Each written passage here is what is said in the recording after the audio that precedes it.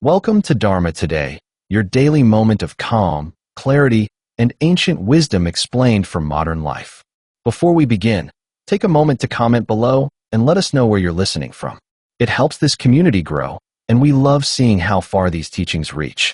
And if you enjoy these insights, make sure to subscribe to Dharma Today so you never miss a new episode designed to ease your mind and guide your day. Now let's begin. There is a silent crisis happening inside your mind. You may feel it every day, but you can't quite name it. A kind of fog, a restlessness, a constant urge to check something, scroll something, grab something, do something. A feeling that your attention is slipping through your fingers, even when you're trying your hardest to hold on to it. You are not alone, and you are not broken. Your mind is reacting exactly as it was designed to react. But the world around you has changed faster than your mind has evolved. Today's world is engineered to attack your attention. But Buddhism understood this problem thousands of years before the first smartphone, long before the internet, long before notifications, ads, updates, alerts, and endless noise. The Buddha had a word for this ancient problem, the monkey mind, a mind that jumps, a mind that flinches, a mind that cannot stay. But here's the surprising truth most people don't know. The monkey mind of ancient times is nothing compared to the monkey mind of today. The modern world has taken distraction and turned it into a lifestyle. You're not losing focus because you're weak. You're losing focus because you've been trained, silently, slowly, to scatter your attention. And the Buddhist fix is shockingly simple, but almost no one talks about it. Before we go deeper, take one slow breath, in through the nose and out through the mouth. Now, let us continue. The real reason you can't focus anymore. You wake up, you check your phone, not because you want to, but because your mind reaches for stimulation before your body even wakes up. You scroll, not really looking for anything. Your finger just moves. Your mind just reacts. You open an app, close it. Open another, close it. Check something again, even though nothing new is there. This is not you being lazy. This is not you lacking discipline. This is conditioning. Every time you switch tasks, every time you hit refresh, every time you check something, just in case, you strengthen one mental habit, the habit of skipping. Your mind learns to skip from moment to moment, from thought to thought, from task to task. Buddhism teaches that your mind becomes whatever it repeats. If you train your mind to skip, your mind will skip even when you want it to stay. This is why people say things like, I can't read anymore. I can't watch a full movie. I can't sit still. I can't finish anything. It's not your fault. The world has rewired your brain for restlessness. But Buddhism discovered the antidote long before distraction had a name. The Buddhist diagnosis, the scattered mind. In Buddhist psychology, there is a term called vitakka vikara, the constant spinning, churning, circling of thoughts. The restless mind, the unfocused mind, the mind that cannot settle. The Buddha described it like water stirred by the wind. You can't see your reflection because the surface never becomes still. This is the modern mind, always shaking, always vibrating, always moving. But the Buddha didn't describe this as a flaw. He described it as a habit, and habits can be changed. Why modern life destroys attention. The Buddha warned about one force that destroys the mind more than anything else. Sensory overload. Too much input, too much noise, too much stimulation. Today, sensory overload has become normal. You live in a world where attention is currency, and companies compete to steal yours. Every notification is a hook. Every color is a lure. Every sound is a pull. Your mind never gets silence. Your attention never gets rest. Your awareness never gets a moment to breathe. This leads to something Buddhist teachers call mental dust. The tiny particles of distraction that cloud your inner clarity until you can no longer see what you're doing or why you're doing it. But once again, Buddhism offers the simplest fix, not productivity hacks, not forcing discipline, not dopamine detox trends. Something much deeper. The Buddhist fix no one talks about. The Buddhist solution to distraction is not about adding something. It's about removing what blocks you. The Buddha taught that concentration is not something you gain. It is something that naturally appears when you stop destroying it. This is the opposite of modern thinking. You don't build focus. You protect it. You don't create attention. You stop leaking it. The Buddha gave one simple instruction: guard the sense doors. This means, be conscious of what you let into your mind. Be aware of what hijacks your attention. Be mindful of what you allow to shape your thoughts. The moment you guard your attention, your focus begins to rebuild itself automatically. But how do you do this in real life? With something Buddhism calls the 3 breaths rule. The 3 breaths rule. Whenever your mind feels restless, scattered, overwhelmed, or unfocused, stop. Don't push forward. Don't force yourself. Don't try harder. Just pause and take 3 slow breaths. Breath 1, you return to your body. Breath 2, your thoughts begin to settle. Breath 3, your attention comes home. This breaks the habit of skipping. The mind stops jumping. The monkey mind loses its grip. The dust begins to fall. 3 breaths is all it takes to reset your focus. Do it often. Do it randomly. Do it whenever you catch yourself drifting. Your mind learns much faster than you expect. How to reclaim your focus starting today. Here is a simple Buddhist routine to rebuild your attention. 1. Begin the day without your phone. Give your mind real silence before the world pulls at you. 2. Practice the 3 breaths rule throughout the day. Interrupt the skipping habit. 3. Do one thing at a time, with full awareness. Even if it's small. Especially if it's small. 4. End the day with stillness. A few minutes of quiet. Just breathing. Just being. These tiny actions combine into a powerful shift. Not by force. Not by pressure. By returning the mind to its natural rhythm. A mind that is steady, clear, present, rooted. A mind that can finally rest. The end of distraction. You are not supposed to live scattered. You are not designed to live fragmented. Your brain is not meant to be constantly pulled in 1,000 directions. Focus is not a talent. Focus is not a gift. Focus is your natural state once you stop damaging it. The Buddha's wisdom remains true. When the mind becomes still, clarity appears on its own. You don't have to chase focus. You don't have to fight for it. You simply have to return, again and again, to what is right here. In your breath. In your body. In this moment. This is the Buddhist fix no one talks about. And this is the path back to yourself. Thank you for listening to Dharma Today. If this brought you clarity, take a moment to comment where you're listening from and subscribe so these teachings can become a peaceful part of your daily life. Until next time, breathe deeply, walk gently, and guard your mind with compassion. Before we continue, take a moment to leave a comment sharing where in the world you're listening from. It helps this Dharma Today community feel a little closer, a little more connected. And if you haven't yet, make sure to subscribe to Dharma Today so these teachings can be part of your daily grounding. Now, let's go deeper. Your mind is not a machine. Modern culture tells you to treat your mind like a productivity tool, like a device that should always be sharp, always efficient, always performing. But Buddhism teaches something very different. Your mind is not a machine. Your mind is a living, breathing field of awareness. It opens. It closes. It expands. It contracts. It has rhythms just like the tide, just like the breath, just like the seasons. When you expect constant focus, you push your mind into a state it was never designed to sustain. Just like overworking the body creates injury, overworking the mind creates restlessness and collapse. The Buddha explained that the mind needs 2 things: energy and relaxation. Too much energy, the mind burns out. Too much relaxation, the mind becomes dull. Most people today live on the edge of burnout, energized by stimulation, but deprived of true rest. This imbalance makes focus impossible. The 4 distraction habits. Buddhism names 4 habits that destroy concentration: grasping, resisting, wandering, dulling. Let's walk through them slowly. Grasping is the urge to grab onto every thought. It's the mind saying, "This might be important, don't let it go," even when it isn't. Resisting is the tension of pushing thoughts away. The more you try not to think, the louder the mind becomes. Wandering is when the mind drifts on its own, into memories, dreams, fantasies, worries.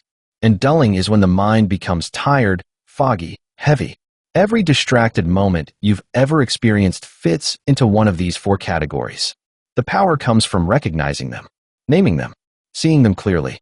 Because the Buddha taught, what you can name, you can tame. What you can see, you can release. The moment you recognize a distraction, you weaken it. Not by force, by awareness. Why your mind craves distraction.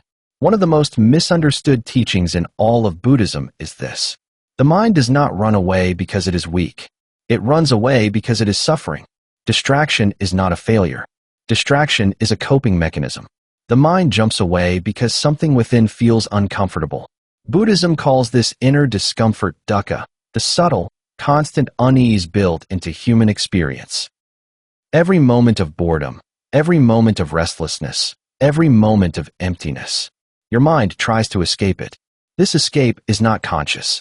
It is instinctive, which means the goal is not to fight your distraction, but to understand what pain it's running from. This is where Buddhism becomes deeper than productivity advice. Behind every distraction is a feeling you have not made peace with. When you learn to sit with that feeling, without running, without resisting, your mind stops trying to flee, and concentration returns naturally. The power of single-moment awareness. Western culture teaches you to think in hours, days, and long-term goals. Buddhism teaches you to think in moments. A moment is small, simple, light. A moment is where attention truly lives. When your mind is overwhelmed, you don't need a long meditation session. You don't need a big routine. You need one conscious moment. The Buddha said, "A single moment of pure awareness is more valuable than a lifetime of unconscious living." One moment of stillness can reset the entire mind. Just one. This is why practices like mindful breathing are so powerful. Not because they slow you down, but because they gather you. They bring your scattered energy back into one place. One breath, one moment, one awareness. This is concentration, not effort, not force. Unity, the inner room of quiet. There is a metaphor used in early Buddhist teaching. The mind is like a house with many doors. Every door lets in visitors. Some visitors are peaceful. Some are chaotic. Some bring noise. Some bring clarity. Most people today live with all the doors wide open. No boundaries. No filters. No conscious guarding of attention. But Buddhism says there is a room inside the house that no visitor can enter. The room of quiet. It is not silence from the outside world. It is silence within. A place untouched by noise, stimulation, or distraction. This room exists in everyone, but most people forget it's there. The purpose of mindfulness is to return you to that room, to remind you that beneath the noise, beneath the stress, beneath the rushing thoughts, there is a deeper mind always waiting for you, a mind that is calm, steady, and whole. When focus becomes effortless, as you practice the 3 breaths rule, as you guard your sense doors, as you learn to sit with discomfort, something remarkable begins to happen. Focus stops feeling like a struggle. It begins to feel natural, organic, automatic, not because you're trying harder, but because you're no longer fighting yourself. The Buddha said, "A mind that is uncluttered finds concentration as naturally as a clear lake reflects the moon." When the distractions settle, your mind becomes like still water. You can finally see clearly. You can finally stay. You can finally focus. Effort becomes ease. A reminder as we continue. Before we move to the final section, take a moment to breathe. And if this teaching has helped you so far, please subscribe to Dharma Today and comment where you're listening from. Your presence here helps grow this peaceful little corner of the internet where the mind can rest. When you're ready, we continue. Chapter 15, The Myth of Trying Harder. Most people think focus is something you achieve by force. By tightening the mind, by pushing through, by applying pressure until the mind finally obeys. But Buddhism teaches the opposite. The Buddha said, "The more tightly you hold the mind, the more quickly it slips away." Trying harder often makes everything worse. The mind becomes tense. The breath becomes shallow. The body becomes tight. Awareness becomes narrow. This tension is the enemy of concentration. The Buddhist approach is softer, gentler, and far more powerful. Not force, but release. Not pressure, but presence. Not tightening, but relaxing into awareness. Concentration appears when the unnecessary disappears. Chapter 16, The Art of Doing One Thing Well. Modern society praises multitasking, but your mind never evolved to do many things at once. When you multitask, you're not doing multiple things simultaneously. You're rapidly switching attention. This switching is the true destroyer of focus. The Buddha taught the opposite approach, single tasking. Doing one thing with your full presence. Even small things. Pouring water. Walking. Eating. Washing your hands. Listening. breathing. These simple acts become anchors for the mind. When you train the mind in small moments, it begins to behave differently in big moments. Focus becomes not a task, but a habit, not a struggle, but a way of being. Chapter 17. The inner stillness you've forgotten. Half of distraction is caused by forgetting one simple truth. You already have a calm mind. You've just stopped visiting it. There is a stillness beneath your thoughts, beneath your worries, beneath your noise. When you feel unfocused, you're not lacking stillness. You're just disconnected from it. Meditation does not create calmness. It returns you to the calmness that was always there. The Buddha said this calmness is like the bottom of the ocean. No matter how wild the waves become on the surface, the deep remains undisturbed. Your mind has that depth. Your mind has that quiet. Your mind has that peace. Focus returns the moment you remember the deeper layers of your awareness. Chapter 18. How to stop leaking attention. There are 3 leaks that drain your focus every day. Leak 1. Constant stimulation: news, notifications, noise, scrolling, switching. Leak 2. Unresolved emotion: anxiety, fear, tension, sadness, uncertainty, all quietly stealing your attention. Leak 3. Disconnection from the body: when you live entirely in your head, your awareness has nothing stable to hold on to. Buddhism offers 3 tools to seal these leaks. Stillness: even 1 minute of silence can reset the mind. Feeling: allowing emotions to arise without fighting them. Embodiment: returning to the breath, the posture, the body. These 3 tools together stop the leaks and restore your natural concentration.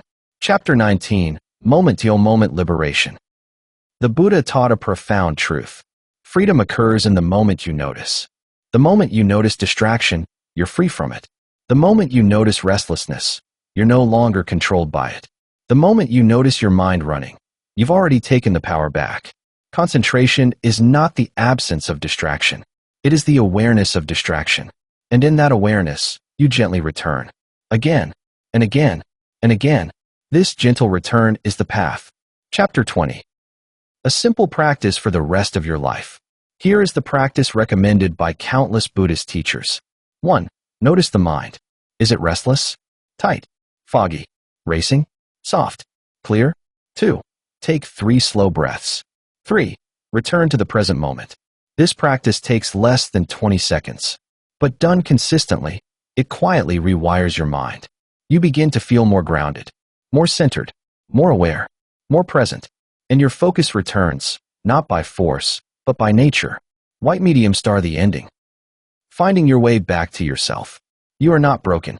You are not scattered by nature. You are not doomed to distraction. Your mind has been pulled in many directions for many years. But its natural state is stillness. Its natural state is clarity. Its natural state is peace. Buddhism teaches, nothing is wrong with your mind. It has simply forgotten how to rest. And now, gently, slowly, you are remembering. Every breath is a return. Every moment of awareness is a return. Every act of stillness is a return. Focus is not somewhere far away. It is already inside you, waiting. Waiting for you to quiet the noise. Waiting for you to slow the skipping. Waiting for you to remember the deeper mind beneath the surface mind. This is the Buddhist fix no one talks about. And this is the path back to yourself. Thank you for spending your time with Dharma today. Before you go, take a moment to comment where you're listening from, and be sure to subscribe so you never miss a new daily reflection to guide your mind and calm your day. Until next time, breathe deeply, walk gently, and may your mind learn the sweetness of stillness once more.